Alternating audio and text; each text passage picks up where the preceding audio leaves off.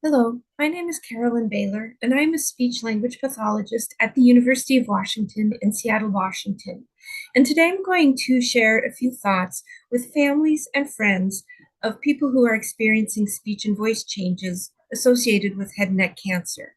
My hope is that some of these tips will help you communicate more successfully with loved ones in your life.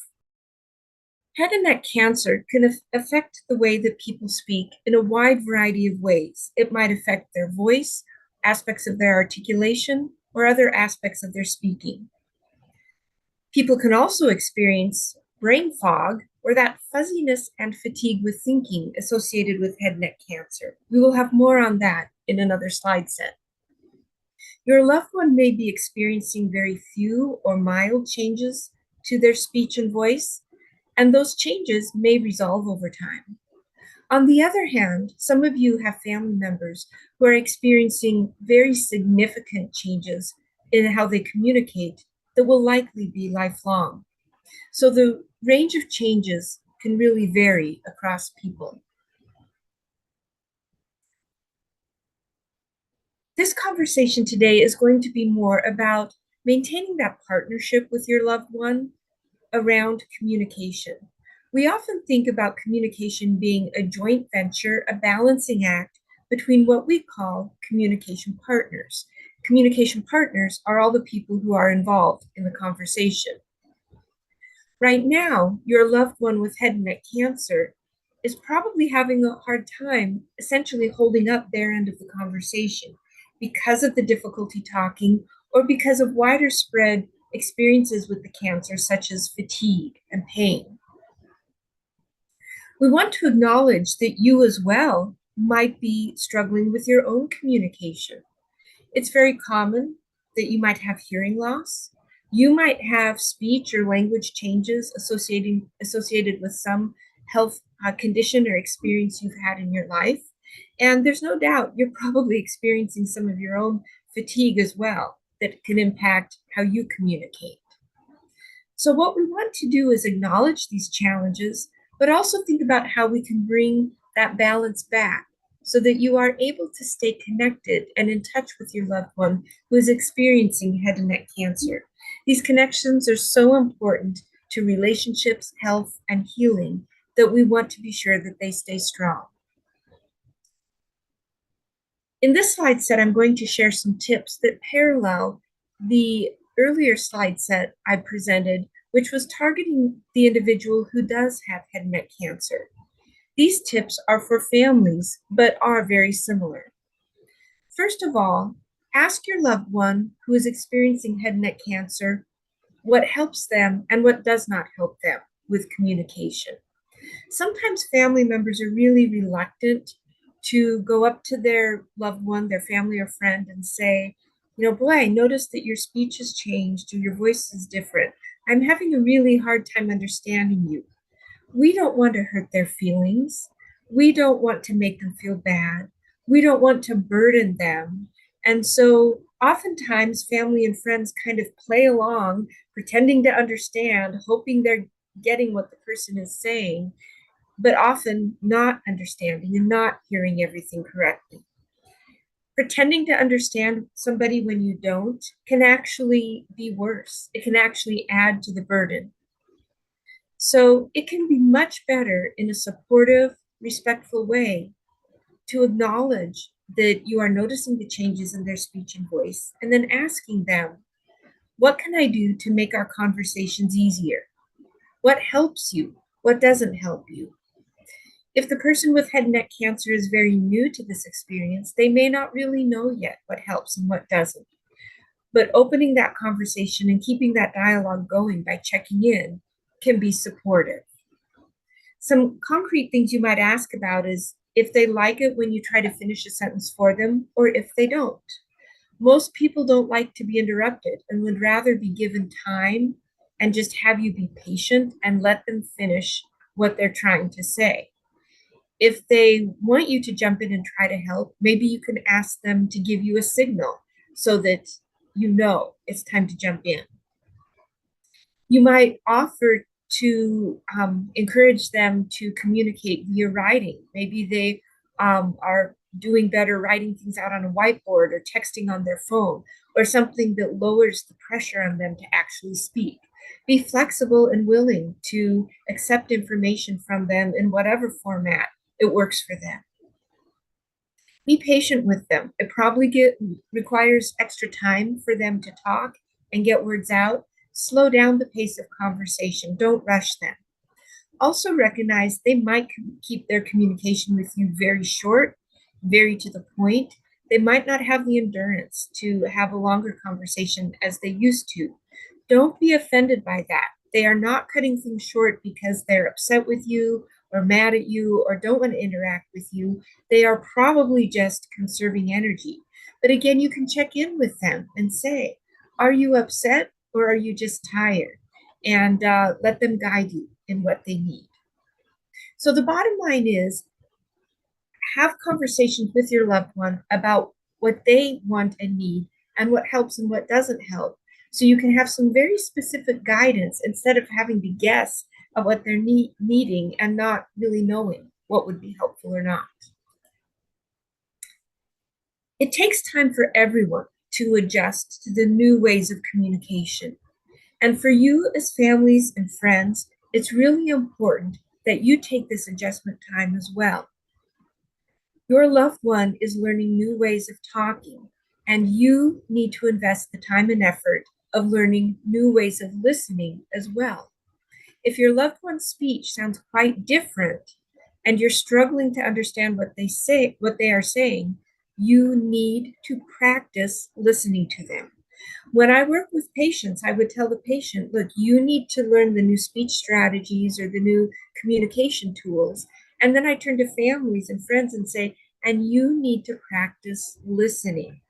Over time, as you build familiarity, it will get easier, but it will get easier faster if you literally practice. So you might even sit down with your loved one with head and neck cancer and say, let's not talk about anything all that important, but let's just practice so I can get used to listening and get used to your new speech or voice. So you might even have a conversation about something really predictable where you know a lot of the information already and can kind of anticipate what they are saying. So you can match what you expect to hear with what they are actually saying. How do they say your name now? How do they say the names of other friends and families? How do they say the name of places they like to go or things they like to do? It's okay to literally just practice having conversations together. Be prepared that your loved one will need to make changes in their daily communication habits. You might be used to having conversations from one room to the other throughout the house. You might be used to having conversations when you've got music or background noise or the television on in the background. And these situations are going to be really, really difficult now for you to hear your loved one in the midst of distance, noise, or other competing things going on in the household. So recognize that you're going to have to take the time to go get face to face with that person, turn off the background noise, and focus on the conversation so you can really understand what they are saying.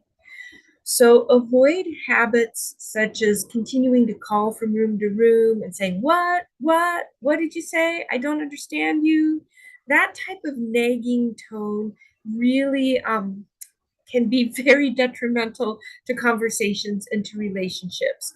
If you're not understanding what that person is saying after the first try, say, hey, wait a minute. I can come to you in 5 minutes and let's have that conversation. Or, hey, can we wait and have this conversation when we're sitting down together after I finish the dishes or whatever? Or if your loved one with head and neck cancer is able to be up and about the house, maybe occasionally they can come to you.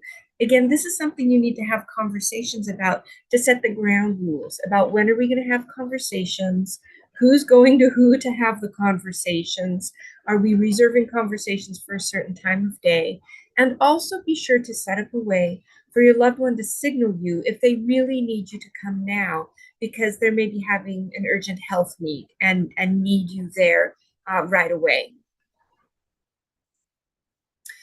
Recognize that communication for your loved one will be a roller coaster. There will be a lot of ups and downs. There may be some times of day where it seems they have the energy and endurance to have a conversation with you, and then it may be invisible to you, but it might be half hour later or an hour later, they are just exhausted, or the pain has come back because the pain medications wore off, or something has happened and they just really cannot communicate very comfortably at that moment in time.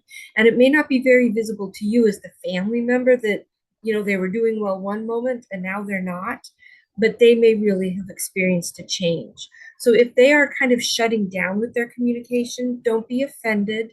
Don't take it personally. Recognize it's probably something going on with their symptoms that they are struggling with, and they need to stop the conversation or pause or wait to another time. And again, you can check in with them and say, have you gotten too tired? Do we need to stop the conversation? And again, plan to have really important conversations at times of the day that both of you can be most rested and able to have that conversation. So it may be that you're scheduling the really important conversations for every morning at 9 o'clock in the morning, or whatever the good time needs to be. Don't try to push and have conversations when it's not a good time for the other person, because it's just not going to work. Again, have a system that you agree on, that if there's something urgent that must be dealt with immediately, you'll deal with it in the most efficient way possible and wait for the things that can wait. It can also be helpful for you to ask your loved one to have a signal that they give you. Let's say you've got visitors over, or you're out in public and your loved one gets really tired or fatigued in that conversation, and they really need to just kind of stop. If they don't feel comfortable just kind of doing a timeout in the conversation and getting up and walking away, what's a signal that they can give you that when you recognize it, oh, they need some help getting out of this conversation. We need to go. Think about ways you might suggest that you can spend time with your loved one to have some social closeness, some time together, which can be very helpful for everybody to maintain that connection. But that time doesn't depend on having a conversation. Maybe you're watching some TV shows or a movie together. Again, maybe not talking a lot, but just watching it. If your loved one can be up for some very gentle exercise, a walk around the block, something that they can do comfortably, you can engage in that together without a lot of conversation. If your loved one would like some time outside of the house, maybe getting in the car and going on a scenic drive together. But the car can be a very difficult place to talk with each other because of the background noise. So this cannot be a car ride that you are going to visit with each other. It's just a car ride to look at the scenery, and that's it. Or maybe if you live in an area where you can drive to a scenic viewpoint and get out of the car and sit on a bench and watch the ocean, or watch the mountain view, or watch the kids playing at the park, something that they would enjoy, and then going back home. So the key is maybe find some things you can do together that don't require talking. Another couple ideas for around the house is maybe getting out a puzzle and having a puzzle laid out to do together, or maybe you could read to them or enjoy listening to a book on tape. Audiobook together is a good idea. I'm encouraging everybody to get our hearing checked, especially as we age. Our hearing can change gradually, and if you are experiencing a hearing loss, it can be even more difficult for you to understand what your family member is saying. So if you have not had your hearing checked recently, excuse me, maybe get a referral to your physician for an audiologist and get a quick hearing check and some advice on that. Give yourself and your loved ones some grace. This can be a really challenging time.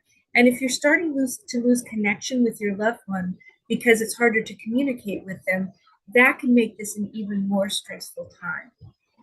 Remember that everybody is probably giving their best effort during this time. Everybody is worried about each other. Everyone wants to stay connected. Try not to take it personally if your loved one is pulling back a little bit.